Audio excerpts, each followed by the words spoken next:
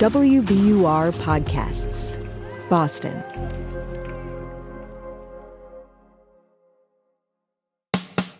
I'm Daryl C. Murphy, and you're listening to The Common.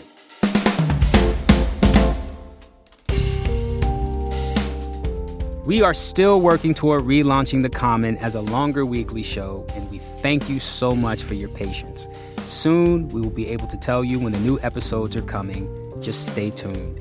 But in the meantime, we want to share with you a project by WBUR's own Barbara Moran and Science Quickly. It's a podcast from Scientific American.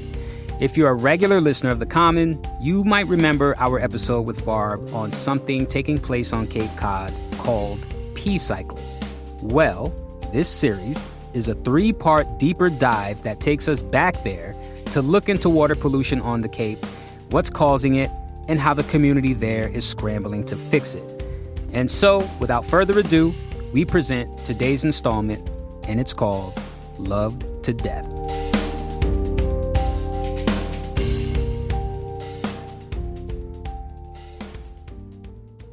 So wait, so you're flipping through your phone. So what is that? That's your place? So yes, this was back on June 16th. It looks like somebody poured green paint all over your beach. Yeah, I mean, it's just, this stuff floats up at night and accumulates, pushed by the wind. Ugh. Meet Andrew Gottlieb. He runs a nonprofit called the Association to Preserve Cape Cod.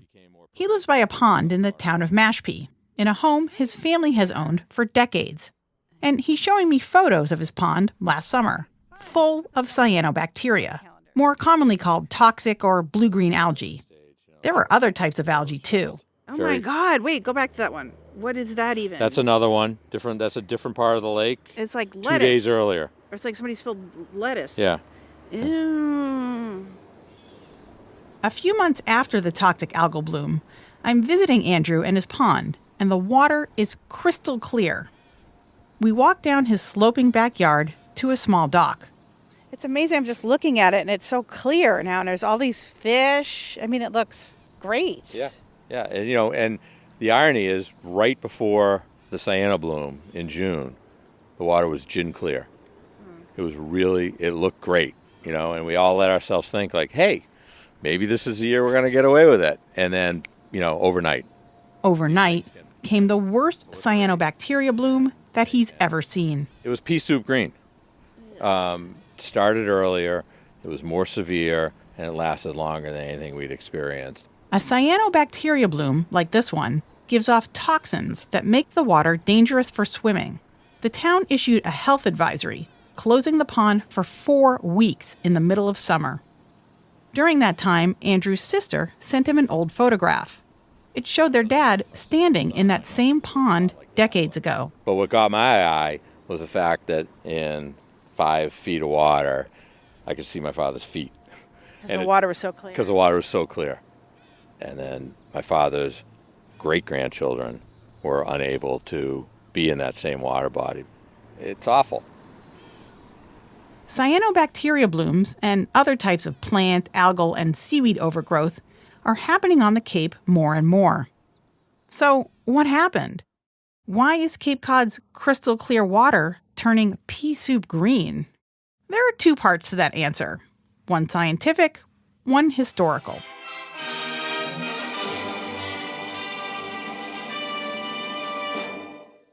Good evening, ladies and gentlemen. This is Jack Douglas. In the early 20th century, most of Cape Cod was sleepy, and homes were spread out.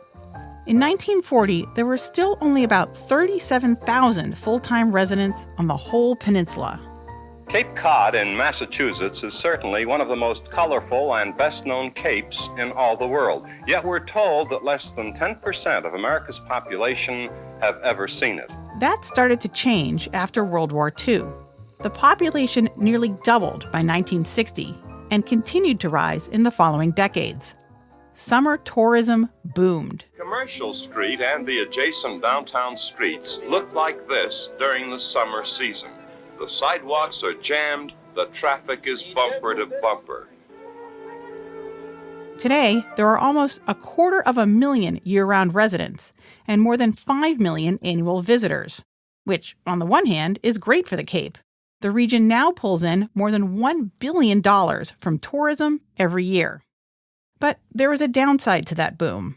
Back in the 1970s and 80s, people started to notice changes to Cape Cod's water. Like in some saltwater bays, the water turned murky and it smelled bad. People started to recognize that the quality of our embayments, our estuaries, was degrading. This is Brian Baumgartel, director of the Massachusetts Alternative Septic System Test Center. He's an expert on Cape Cod's water problems. The people who were out on the water all the time were observing fish kills, oxygen depletion. They were starting to see areas where eelgrass was starting to die back. And I don't think they fully understood what was going on at the time, but they knew that there was some sort of human-based impact. But what? What exactly were humans doing that was impacting Cape Cod's water? Unraveling that took some scientific detective work. And the work grew more urgent over the years as the water got worse and worse. The Association to Preserve Cape Cod recently analyzed some of the Cape's ponds, and most of its bays, for its annual water quality report. The nonprofit rated more than a third of the freshwater ponds it analyzed and about 90% of the saltwater bays unacceptable. To help us understand what happened, I reached out to research scientist Javier Lloret. He goes by Javi for short. He works at the Marine Biological Laboratory in Woods Hole on Cape Cod. And right now, he's sitting on the marshy edge of a large pond, struggling to put on a bulky pair of waders. This is probably the most difficult part of my job, having to wear these things. Today, he's collecting samples from an estuary, an area where saltwater meets fresh. He's been studying this body of water, Wacoit Bay, for about 10 years. Some parts of the bay are still relatively healthy, and some are really suffering. I always compare this to like a crime scene. We have the dead body, which is the estuary that is suffering, the consequences of excessive pollution. We also have the weapon. We have figured out it's actually the nitrogen. Let's stop for a second and make sure we got that. The weapon that's wrecking Cape Cod's water is nitrogen. Now, nitrogen is pretty useful as a fertilizer, but when too much of the nutrient gets into the water, it can be disastrous for an ecosystem, spurring the growth of cyanobacteria and all the wrong plants and algae. Humans have put a lot of nitrogen into the land. The nitrogen is carried by the groundwater, and basically what it does is that it makes algae to grow like out of control. But where is the nitrogen coming from? There are a lot of potential sources. It could be coming from air pollution, where excess nitrogen settles into the water. Or it could be fertilizer runoff from nearby homes and golf courses. Or it could be seeping out of septic systems, tanks in people's yards that hold wastewater from their houses. Which is the biggest source? Well, scientists have figured out the main culprit, the bad guy that's pouring most of that nitrogen into the Cape's water. And Javi's going to show us one of the key ways they did it. This guy. To do that, he needs to collect samples of plants and algae from the mud at the bottom of the bay. He wades into the water with a long metal pole. That's the rattling you've been hearing. It has a spring-loaded scoop on the end. He hits the trigger and grabs a sample from the muddy bottom. Let's see how we've done this time. He shakes the sample into a bucket. Okay, It looks like you got some mud. I did got some mud, a little bit of sand, and hopefully a little bit of plant life. First, we're gonna need to filter. Javi's not interested in the mud. He's interested in the plants and algae living on top of the mud. They can tell us where the nitrogen came from. So he pours the sample into a mesh bag and washes the mud away.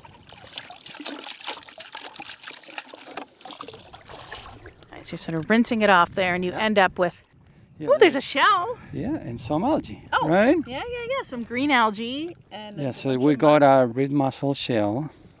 There's a little bit of algae. Okay, so you'll take this back to the lab and see what's actually in there. Exactly. These algae are a kind of macroalgae, better known as seaweed. They grew up feeding on the nitrogen in the water. so the nitrogen is now part of the algae. But, and this is the key science bit, all nitrogen isn't the same. It comes in different versions called isotopes. And it turns out that septic tank wastewater has a very distinctive mix of nitrogen isotopes. Air pollution has a different mix, and so does fertilizer. In other words, each possible culprit has a different chemical fingerprint. And that seaweed in Javi's bucket, it has the offender's fingerprints all over it. So we actually do have that fingerprint of the wastewater all over the ecosystem that allows us to confirm, the source is precisely the septic systems of the houses. Remember that Cape Cod population boom? Very few towns built wastewater treatment plants. So most homeowners on the Cape had to deal with waste from their toilets, sinks, showers, and other appliances on their own. And that meant septic tanks. To this day, about 85% of Cape Cod properties rely on septic systems, which discharge nitrogen and other nutrients directly into the sandy soil. Decades of scientific detective work have found that those septic systems are the major cause of the Cape's water problems, though fertilizer and stormwater contribute as well. And Javi says nitrogen pollution is an issue well beyond Cape Cod. I would consider this one of the major environmental problems of our time. We're talking about that magnitude of a problem. Wastewater and chicken manure feed algal blooms on Chesapeake Bay. Agricultural fertilizer runoff flowing down the Mississippi River contributes to the Gulf of Mexico's annual dead zone, a low oxygen area that can kill fish and other marine life. But on Cape Cod, residents are being forced to face the problem head on.